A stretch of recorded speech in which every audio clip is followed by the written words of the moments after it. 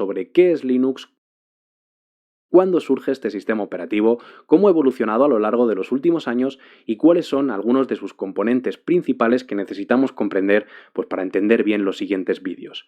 Importante, esta es una de las pocas secciones teóricas que vamos a ver a lo largo de todo el curso, así que prestad especial atención porque va a sentar un poquito las bases que después necesitaremos para comprender bien los siguientes vídeos. Así que sin más, vamos allá, vamos a ver qué es Linux.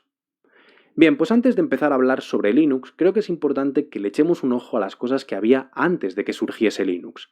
Fijaros que en 1969 aparecen dos personas muy relevantes para el mundo de la informática y que debéis conocer, que son Kenneth Thompson y Dennis Ritchie, y que trabajaban en este momento en Bell Labs, una empresa que también tiene mucha historia dentro del mundo de la informática, y desarrollan un sistema operativo que se conoce como Unix OS. Es muy posible que a algunos de vosotros os suene Unix, de Unix han derivado otros sistemas operativos modernos, pero es importante que entendáis que no tiene nada que ver con Linux, ¿vale? Son sistemas operativos distintos, a pesar de que la gente muchas veces los confunde.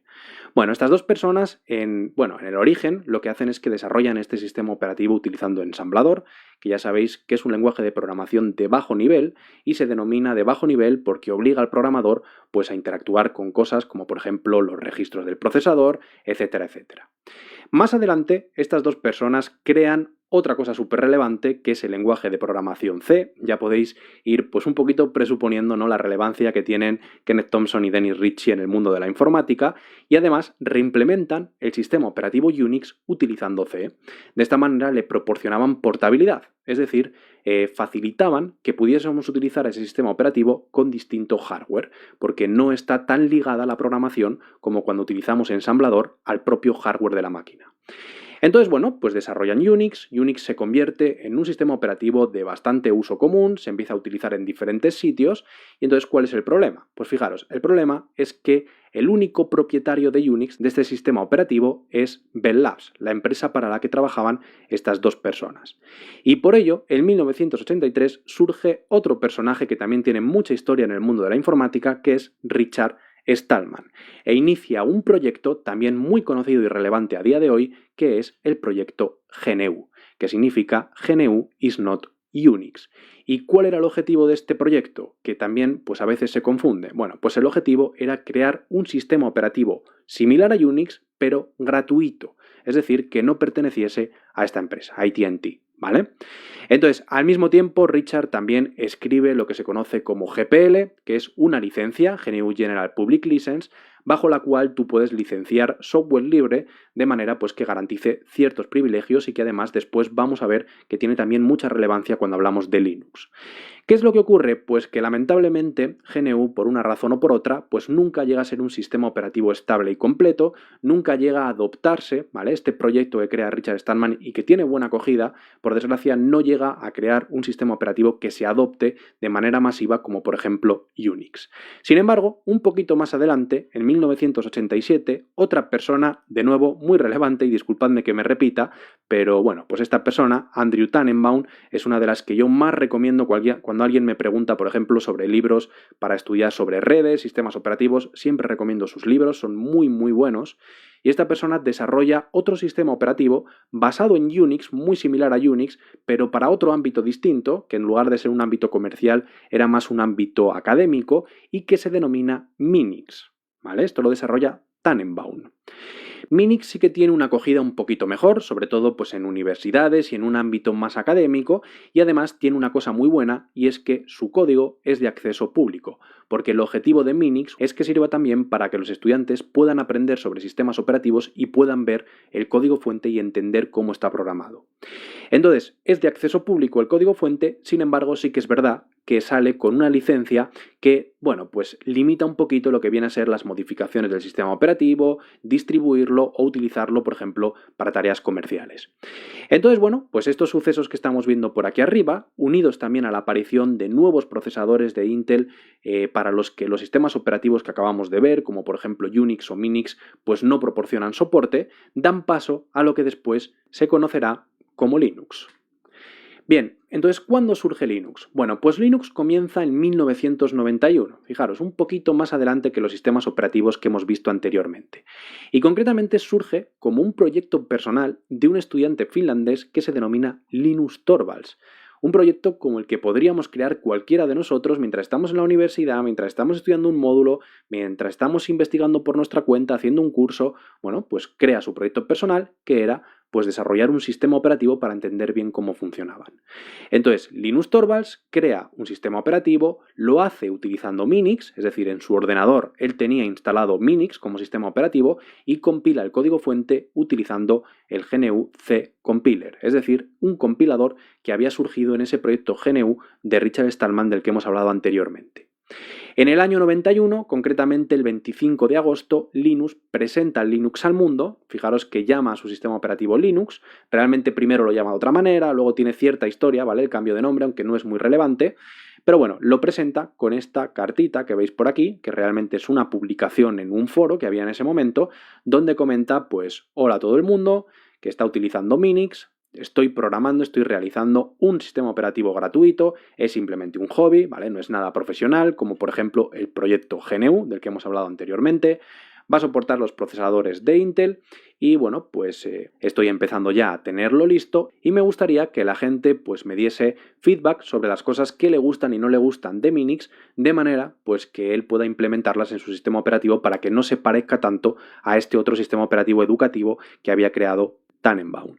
Entonces, bueno, por aquí comenta también que ha aportado ya algunas aplicaciones, como por ejemplo Bash, que es una aplicación de GNU, o GCC, que también es otra aplicación de GNU que había surgido en ese proyecto, y que, bueno, pues cualquier sugerencia sobre aplicaciones que pueda aportar a su sistema operativo, pues son bienvenidas. Por aquí pone su correo y aquí nos dice que efectivamente está libre de cualquier código de Minix, es decir, no ha reutilizado código de Minix y que soporta, pues bueno, una serie de hardware específico, entre ellos esos procesadores de Intel de los que hemos hablado anteriormente. Entonces, fijaros, surge así el proyecto de Linux, algo tan simple y digamos tan puro como simplemente un proyecto de un estudiante universitario. Entonces, antes de comenzar a hablar sobre cómo evoluciona este sistema operativo, sí que me gustaría que entendiésemos una cosa que además deja aquí muy claro Linux, porque dice, oye, ya tengo listo el sistema operativo, pero al mismo tiempo está pidiendo aplicaciones, ¿no?, que pueda aportar. ¿Qué quiere decir esto? Bueno, cuando nosotros hablamos de un sistema operativo, es importante que tengáis en la cabeza dos partes, dos espacios fundamentales. Uno de ellos es el espacio de kernel, ¿vale? El kernel del sistema operativo es el núcleo del propio sistema. ¿Y qué quiere decir? Pues va a ser ese programita que nos va a permitir o que va a encargarse de interactuar con el hardware de la máquina, con la CPU, la memoria, dispositivos externos y va a tener un control total sobre todo lo que pase, ¿vale? Va a ser el que va a asignar, pues por ejemplo, memoria a un proceso concreto, va a crear procesos, va a permitir que se ejecuten las aplicaciones de usuario, etcétera, etcétera. Es importante que entendáis que este núcleo del sistema operativo siempre reside en memoria. Cuando hablamos de memoria nos estamos refiriendo siempre a memoria RAM, ¿vale? No a memoria de disco. Y como, bueno, pues como os comentaba, facilita las interacciones entre los componentes hardware y software. Se va a cargar siempre en una zona separada de la memoria y protegida del acceso del software de aplicación. Es muy importante esto, obviamente, pues la actividad que realiza, la información que maneja es muy crítica porque al final está soportando pues todo el funcionamiento del sistema, es el núcleo del sistema operativo y si permitimos que aplicaciones de usuario accedan, pues podemos provocar inestabilidad en el sistema, problemas de seguridad, etcétera, etcétera. Entonces tenemos esto por un lado, el kernel, el núcleo que suele ser lo más complicado de programar, lo que tiene pues quizá una mayor dependencia del hardware como la CPU, la memoria, los dispositivos y es más complicado de abstraer sobre todo de esta capa de hardware. Y por otro lado tenemos el espacio de usuario. ¿Qué es el espacio de usuario? Pues son todos los programas de aplicación, lo que nosotros estamos utilizando ahora mismo, por ejemplo, este PowerPoint, esta aplicación, ¿no?, para presentar, pues sería un software de aplicación que va a correr en espacio de usuario, por ejemplo, el editor de texto, Spotify, cualquier tipo de aplicación que vosotros instaléis en vuestra máquina se va a estar instalando en este espacio de usuario, que va a estar separado del kernel, como estáis viendo. Será el kernel el que gestione la interacción de estas aplicaciones con los componentes hardware. Es decir, será el kernel el que le asigne memoria, el que gestione la memoria, el que le asigne CPU, el que gestione la CPU, etcétera, etcétera. Entonces es importante simplemente que comprendamos estas dos cosas. No voy a entrar más en detalle porque esto pues, puede ser mucho más complejo, pero sí que entendamos que está el kernel y el espacio de usuario. Bien, entonces, ¿cómo evoluciona Linux a lo largo del tiempo? Bueno, Linus Torvalds publica el primer kernel de Linux bajo su propia licencia en 1991, como hemos visto anteriormente, con ciertas restricciones para actividades comerciales, ¿vale? Pone ciertas restricciones para que no se use en ámbitos comerciales. ¿Qué es lo que ocurre? Pues que claro, al final hay gente que empieza a utilizar Linux, le empiezan a pedir software de aplicación, ¿vale? El kernel está ahí, pero claro, le empiezan a pedir software, pues yo que sé, editores de texto, pues reproductores, software que se necesita para tener en nuestro equipo y para poder manejar el sistema operativo. Linux ya ve que no puede con todo, que no va a poder él programar y portar todo ese software, así que dice, oye, ¿y si me alío con los desarrolladores del proyecto GNU, que su sistema operativo no llegó a adoptarse del todo? Entonces, ¿qué es lo que hace? Pues que coge y licencia Linux, como estáis viendo aquí, ¿vale? Bajo la licencia GPL de GNU, de la que hemos hablado anteriormente. Entonces, en 1992, Torvalds ya decide liberar el kernel de Linux con esa licencia. Además, Linux ya incluía cierto software de GNU, por ejemplo Bash, del que hablaremos más adelante en el curso cuando hablemos de la terminal. Y además, Torvalds comienza a unir esfuerzos con los desarrolladores de GNU. ¿Para qué? Pues para integrar muchos de los componentes que ellos ya habían desarrollado para ese sistema operativo que no llegaba a adoptarse, ¿vale? Los migramos, los portamos a Linux, a este nuevo kernel que ha desarrollado Linus Torvalds, de manera que sea un sistema operativo más completo. Entonces, comienza ya a unir esfuerzos y a partir de aquí surge una cosa muy interesante, un concepto muy interesante y que probablemente también hayáis oído hablar de él, que es el concepto de distribuciones de Linux. Estoy seguro de que vosotros habéis oído hablar de Debian, de Ubuntu, de Kali Linux, de Parrot, de un montón de sabores de Linux. Bien, pues estos sabores, estas distribuciones, ¿en qué consisten exactamente? Vamos a tratar de entenderlo un poco porque es importante, ¿vale? En 1991, como hemos dicho, Torvalds distribuye la primera versión de Linux, del kernel de Linux, ¿no? La 0.01. ¿Pero cómo la distribuye? Bueno, pues la distribuye como código fuente, sin más. Te da el código fuente y tú si quieres te lo compilas y te buscas las castañas para instalarlo y para que funcione. Obviamente esto es bastante complejo y si no eres una persona muy técnica, pues no vas a saber hacerlo. Entonces más adelante se da cuenta de que no puede distribuirlo de esta manera porque hay gente que no sabe instalarlo y comienza a distribuirlo de una forma que sea más sencillo de instalar, como una imagen de disquete que estáis viendo aquí, que contiene pues el kernel de Linux y algunas de las utilidades de GNU de las que hablamos anteriormente, que había aportado él o que le habían ayudado a aportar, ¿vale? A mover del proyecto GNU a este kernel de Linux. Entonces lo distribuye de esta manera, que era más fácil de instalar, pero aún así pues seguía siendo una tarea pues poco sencilla, ¿vale? Una tarea muy tediosa y era complicado instalar Linux.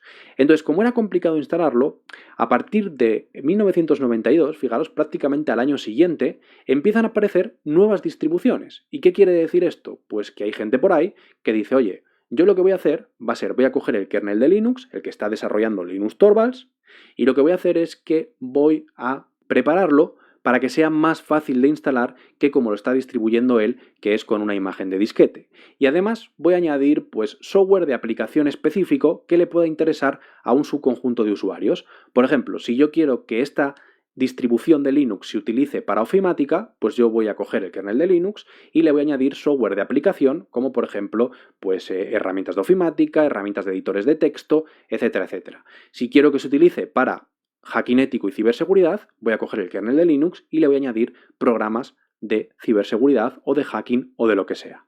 Entonces, es así como comienzan a surgir las distintas distribuciones, que no son más que el kernel de Linux, ¿vale? El núcleo del sistema operativo que sigue desarrollándose a día de hoy, software de aplicación nuevo que añaden por encima y distintas formas de instalar el sistema operativo para que sea una tarea más sencilla.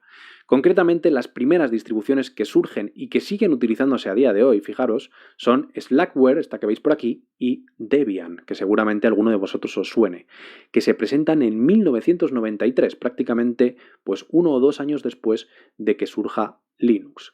Entonces simplemente quería que lo supieseis, quería que entendieseis bien lo que es una distribución. Ya entendéis que una distribución es, como pone aquí abajo, el kernel de Linux y ya una serie de aplicaciones a nivel de usuario, ¿vale? De espacio de usuario que se meten pues para utilizar la distribución para fines específicos.